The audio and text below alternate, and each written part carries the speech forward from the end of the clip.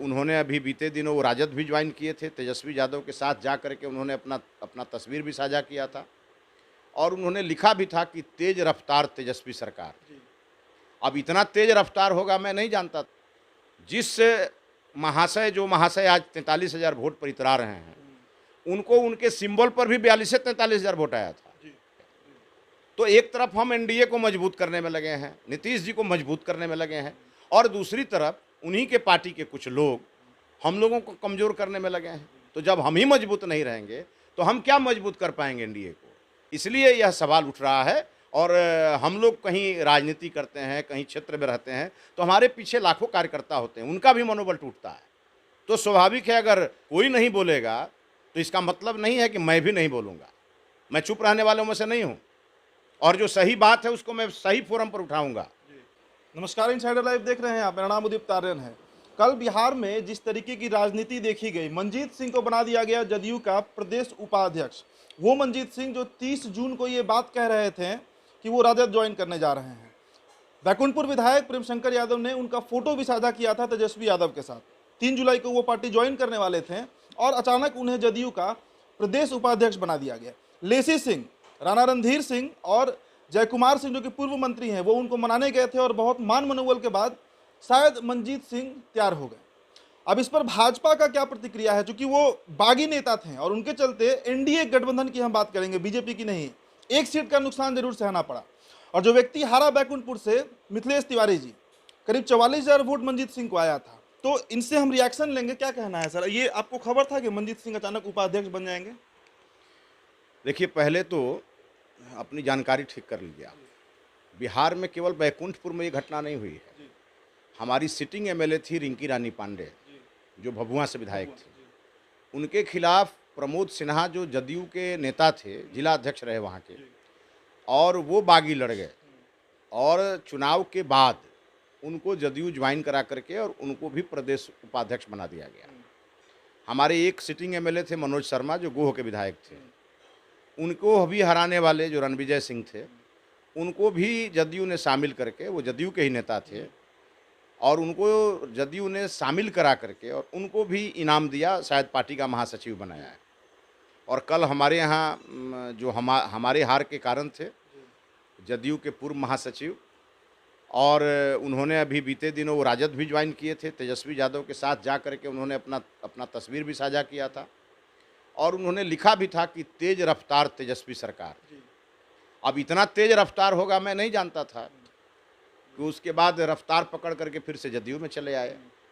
तो उनके आने और नहीं आने को लेकर के मेरे मन में कोई ये नहीं है, लेकिन स्वाभाविक रूप से मेरे ही मन में नहीं, बिहार के उन तमाम लोगों के मन में यह बात उठ रही है कि जिन लोगों ने एनडीए में अपना पूरा जीवन बिताया और टिकट नहीं मिलने के कारण, तो गठबंधन होगा तो स्वाभाविक है कुछ लोगों का टिकट कटेगा, एडजस्टमेंट में कुछ लोगों को कुर्बानी देनी पड़ेगी। लेकिन ये कुर्बानी भाजपा ही क्यों दे? जब लोकसभा का चुनाव था, हमारे बिहार में सिटिंग एमपी बहुत सारी सीटों पर थे। 5 हमने सिटिंग सीट छोड़ी गठबंधन को लेकर के। हमारे जनक राम जैसे नेता, हमारे ओम प्रकाश यादव जैसे नेता, सतीश चंद्र दुबे जैसे नेता, इनकी हमने कुर्बानी दी गठबंधन के नाम पर, और इसमें से कोई चुनाव नहीं लड़ा। धैर्य से रहे, गठबंधन को मजबूत किया। जब विधानसभा आया तो मैं ये जो 3 सीटों की बात कर रहा हूँ, भभुआ से रिंकी रानी पांडे और गोह से मनोज शर्मा और बैकुंठपुर से मैं स्वयं था, हम सभी लोगों के खिलाफ वहाँ के जो जदयू के, पहले से ही जदयू के जो स्थापित नेता थे, इन लोग चुनाव लड़े। और जब इन लोगों को पुनः वापस ले लिया गया तो लोगों के मन में यह विषय जा रहा है कि कहीं ना कहीं नेतृत्व के इशारे पर ये लोग लड़े थे और भाजपा को हराने के लिए लड़े थे। तो स्वाभाविक रूप से भारतीय जनता पार्टी के जो हमारे कार्यकर्ता हैं, जो हमारे समर्थक हैं, उनके मन में तो रोष होगा ही। और दूसरी तरफ आप जब देखेंगे तो भारतीय जनता पार्टी के हमारे कद्दावर नेता रामेश्वर चौरसिया, उषा विद्यार्थी, राजेंद्र सिंह पार्टी के महासचिव थे, और ऐसे लोग जब लोजपा से लड़े तो हमारी पार्टी ने उन पर बड़ी कार्रवाई करके, और अपने एक तरह से कलेजे के टुकड़े थे भारतीय जनता पार्टी के, लेकिन उसको भी अलग करने में भारतीय जनता पार्टी में ने शिकन तक नहीं दिखाया, और आज तक उनको पार्टी में वापस नहीं लिया गया। यही है गठबंधन धर्म। और साथ में जब विधानसभा के चुनाव के पहले हमारे राष्ट्रीय अध्यक्ष जी ने घोषणा किया था कि नीतीश जी हमारे नेता होंगे, तो भारतीय जनता पार्टी के करोड़ों समर्थक और लाखों कार्यकर्ताओं ने इसको स्वीकार किया और सीटें जदयू की काफ़ी कम आई और भारतीय जनता पार्टी की 74 सीट आई। फिर भी नीतीश जी मुख्यमंत्री बने तो भाजपा के किसी कार्यकर्ता ने इसका विरोध नहीं किया। ये है गठबंधन धर्म। और मेरे यहाँ तो आप विश्वास नहीं करेंगे, जिस महाशय आज 43,000 वोट पर इतरा रहे हैं, उनको उनके सिंबल पर भी 42 से 43,000 वोट आया था। और उस समय हमको उस समय 55,000 वोट आया था, तो उस समय वो 14-15,000 वोट से हारे थे हमसे। और इस बार हमको 57,000 वोट आया है, तो 67,000 वोट आ गया राजद को और 43,000 वोट आ गया जदयू को। तो स्वाभाविक है कि एनडीए हारेगी। लेकिन उस समय न जा कर के, और वहाँ पर जो परिस्थिति में चुनाव के समय जो कन्फ्यूजन था कि एक ही व्यक्ति को मुख्यमंत्री बनाने के लिए 2 लोग वोट मांग रहे थे, तो उस समय जा कर के इसका उपाय करना चाहिए था, नहीं हुआ। और अब जो है सो लगातार जनता दल यूनाइटेड के बागी नेताओं को ज्वाइन कराया जा रहा है, तो स्वाभाविक है इसकी प्रतिक्रिया तो होगी। जी, पर सवाल ये उठता है सर कि आपकी पार्टी की तरफ से, मतलब बिहार भाजपा की तरफ से अभी तक इस पर कोई प्रतिक्रिया नहीं आई है। मिनिमम कॉमन एजेंडा की आप बात कर रहे हैं, तो पार्टी की तरफ से प्रतिक्रिया तो आती है कि आखिरकार ऐसे तमाम लोग जिसका आप जिक्र कर रहे हैं, चाहे भभुआ विधानसभा सीट हो, गोह विधानसभा सीट हो या बैकुंठपुर, इस पर कोई रिएक्शन तो आना चाहिए था अभी तक। देखिए, मैं भी पार्टी का उपाध्यक्ष हूँ और मैं जिम्मेवारी पूर्वक इस बात को कह रहा हूँ। नीतीश जी के नेतृत्व में हम चट्टानी एकता के साथ खड़े हैं। नीतीश जी के सरकार को किसी भी प्रकार की क्षति हम नहीं होने देंगे, क्योंकि हमारे केंद्रीय नेतृत्व का यह संकल्प है। तो एक तरफ हम एनडीए को मजबूत करने में लगे हैं, नीतीश जी को मजबूत करने में लगे हैं, और दूसरी तरफ उन्हीं के पार्टी के कुछ लोग हम लोगों को कमज़ोर करने में लगे हैं। तो जब हम ही मजबूत नहीं रहेंगे तो हम क्या मजबूत कर पाएंगे एनडीए को? इसलिए यह सवाल उठ रहा है। और हम लोग कहीं राजनीति करते हैं, कहीं क्षेत्र में रहते हैं, तो हमारे पीछे लाखों कार्यकर्ता होते हैं, उनका भी मनोबल टूटता है। तो स्वाभाविक है, अगर कोई नहीं बोलेगा तो इसका मतलब नहीं है कि मैं भी नहीं बोलूँगा। मैं चुप रहने वालों में से नहीं हूँ, और जो सही बात है उसको मैं सही फोरम पर उठाऊँगा। नीतीश जी हमारे नेता हैं, हमारे नेता रहेंगे। जिस समय एनडीए गठबंधन बीच में टूटा था और जदयू लालू यादव के साथ गई थी, उस समय भी हम लोगों को तकलीफ हुआ था कि हमारे सबसे पुराने साथी हैं। और जब हम लोगों के साथ फिर गठबंधन हुआ, तब से हम लोग लगातार नीतीश जी को नेता मान रहे हैं। और कई प्रकार के सोलों पर चल करके क्या क्या बीतती है बिहार में कार्यकर्ताओं के साथ, उसके बावजूद हम लोग एनडीए को मजबूत करने में लगे हैं। तो इस विषय को तो देखना पड़ेगा। पर जिस नीतीश कुमार का आप जिक्र कर रहे हैं सर, पार्टी में इतना बड़ा फैसला लिया गया, उपाध्यक्ष बना दिया गया, आपको नहीं लगता कि बिना नीतीश कुमार के कंसेंट के, बिना उनके ऑर्डर के ये काम नहीं किया गया होगा? देखिए, मेरा किसी व्यक्ति विशेष को लेकर के कोई टिप्पणी नहीं है। मेरा टिप्पणी है गठबंधन धर्म को लेकर। ऐसे गठबंधन धर्म नहीं चलता है। दिल्ली में बैठे हैं हमारे आदरणीय नरेंद्र मोदी जी, उनका एक विशाल नेतृत्व है, पूरे विश्व में आज पताका फहर रहा है। और जब बिहार में हम गठबंधन में हैं, तो स्वाभाविक है जिन सीटों पर हम कॉम्प्रोमाइज़ करेंगे वहाँ के नेता को सेक्रीफाइस करना पड़ेगा। तो हम लगातार सेक्रीफाइस कर रहे हैं। और दूसरी ओर ड्रामेबाजी हो रही है।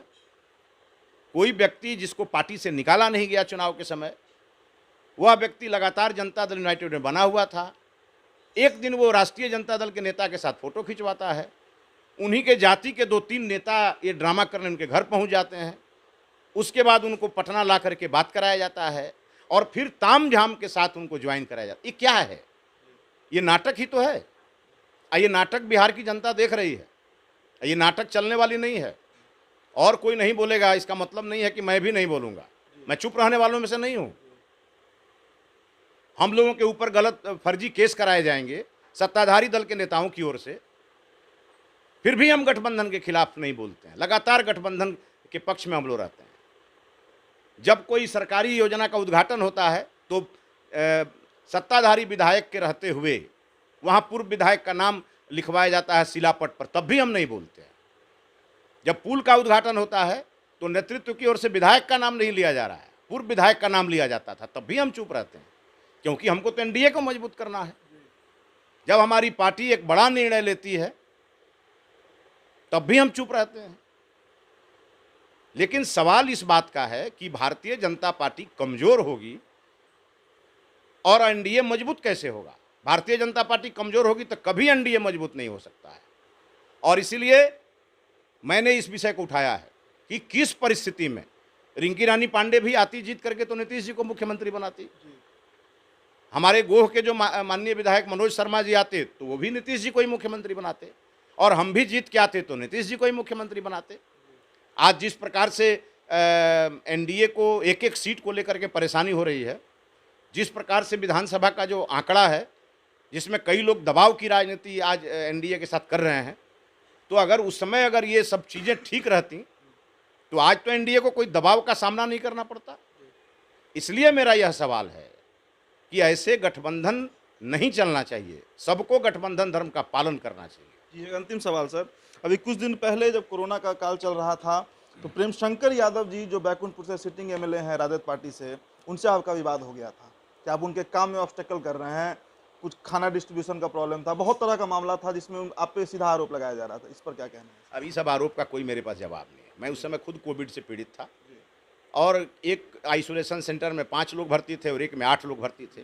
13 लोगों के लिए किसी रेस्टोरेंट से खाना जा रहा था और वहीं पर जो है प्रशासन भी खाना भिजवा रहा था। वहाँ के जिला पदाधिकारी ने इस पर रोक लगाया, तो वहाँ के राजद विधायक ने अपनी राजनीति चमकाने के लिए मेरे ऊपर आरोप लगा दिया।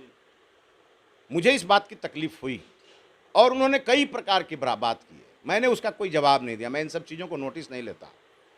लेकिन अभी हाल में जब हमारे यहाँ बाढ़ आई, तो जब बाढ़ आई तो उसमें मतलब हजारों लोग फंस गए, तो वो रेस्टोरेंट का खाना क्यों नहीं गया बाढ़ पीड़ितों को? जिस गांव के लोग, पकहा गांव के लोग 100% वोट राजद को करते हैं, और मैं गया था वहाँ पर बाढ़ पीड़ितों से मिलने, लोगों ने कहा कि हम लोगों को तो एक चूड़ा और गुड़ भी नहीं मिला।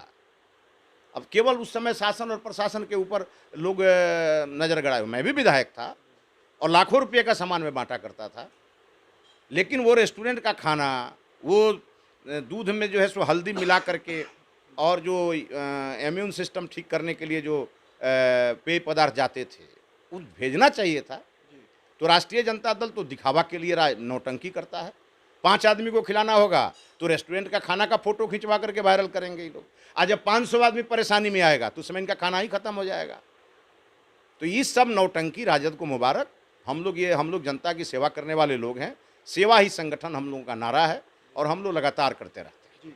तो ये मिथिलेश तिवारी थे। अब राजनीतिक गलियारों में चर्चा तो ये भी हो रही है कि जब जदयू अपने बागी नेताओं को पार्टी में शामिल कर सकती है तो उषा विद्यार्थी हुई, दिनारा से राजेंद्र सिंह हुए या फिर नोखा से रामेश्वर चौरसिया, इनको भाजपा पार्टी में शामिल क्यों नहीं करती है?